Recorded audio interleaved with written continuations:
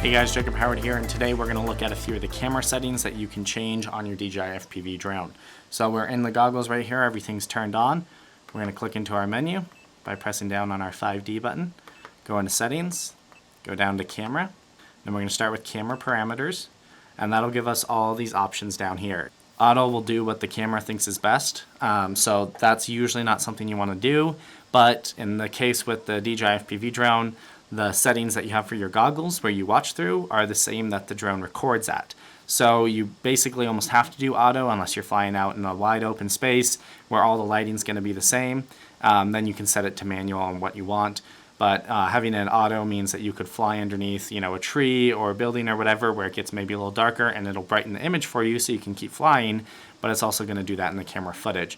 So this is something you're going to want to adjust when you're out there in the field, whether you want to do auto or manual. So just for this demonstration, we're going to switch it over to manual so you can see some of the options you can change.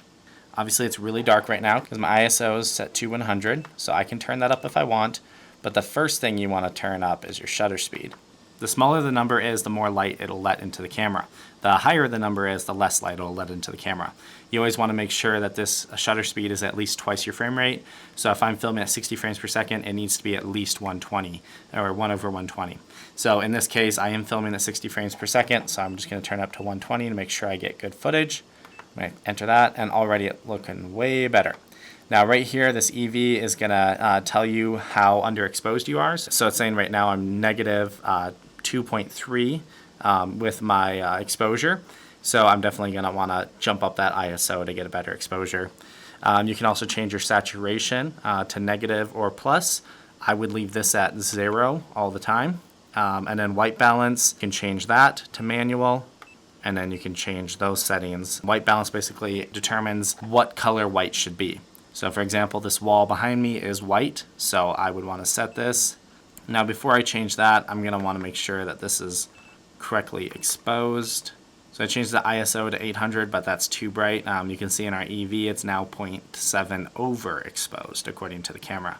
So I'm going to go to 400, and now it's 0.3 underexposed, but it's still pretty good. I would say that is a well exposed image. And then I can go in here and I can change this a little bit more accurately. So if I did 2000 Kelvin, you can see it's really, really blue. But the higher up the number goes, the warmer it's going to get. So it was earlier it was at 5100. Let's just do 8400, see what happens. So now it's too orange. So you want to find that happy medium. And what it had earlier for inside was pretty good at 5100. It's a little blue, so maybe 5400. Right there, I would say, is pretty decent for this image. That is going to change drastically when you're outside. There's no just one number fits every scenario. You're going to want to change that manually if you're going to go in and do that every time. Just make sure your whites look white. That's really what white balance does. So there's your manual modes for your camera settings. So we're going to jump out of that. We're going to go into transmission quality here. Now it is good to know, high quality, if you're doing high quality, it's going to keep recording the 4K at 60 frames per second on the camera, but it is going to be slightly more delayed, up to 40 milliseconds according to DJI. So if you switch to low latency mode, you can get less than 28 milliseconds, for example, and get a little bit better frame rate, twice the frame rate, so you can see a little bit better. But if you change the low latency, we can see, if I click this, video recording switched from 4K 60 to 1080 60. So it will not record 4K footage in low latency mode. So there's not a huge difference between these two, but if you were doing racing or freestyle in a sketchy area, then you would probably want low latency, but you can only record up to 1080. So I'm going to switch back to high quality mode, go into video quality here. And you can change all your different options here, 4K by 60, 4K by 50, 1080 by 120, 1080 by 100, 1080 by 60, and 1080 by 50. So I'm going to keep it at 4K by 60. And then you can choose your video format. Usually MOV works a little bit better with like Max, and MP4 I've found works better with Windows, so I usually do MP4. Grid lines, you can turn these on or off, and they can just help you fly if that's how you want to see it. So if we kind of back out of here, you can see those grid lines. So I don't find these all that useful when I'm flying FPV, so I don't usually have them on.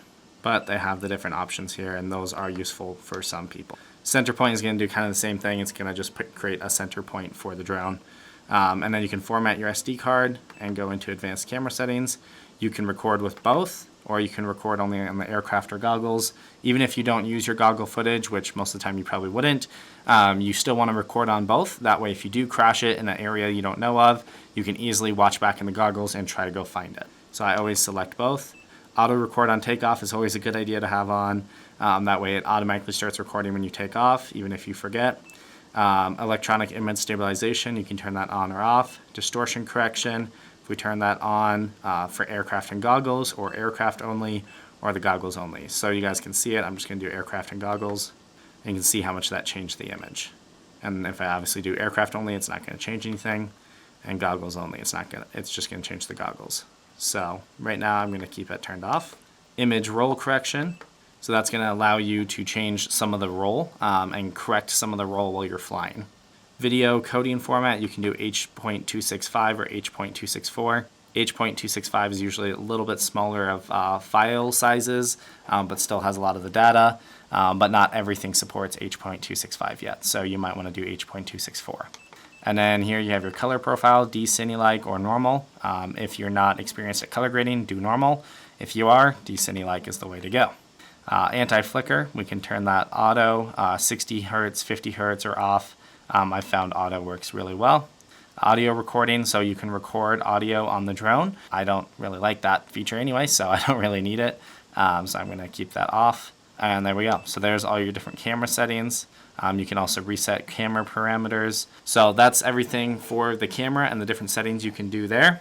And of course, if you guys have any questions, definitely let me know, and have fun flying.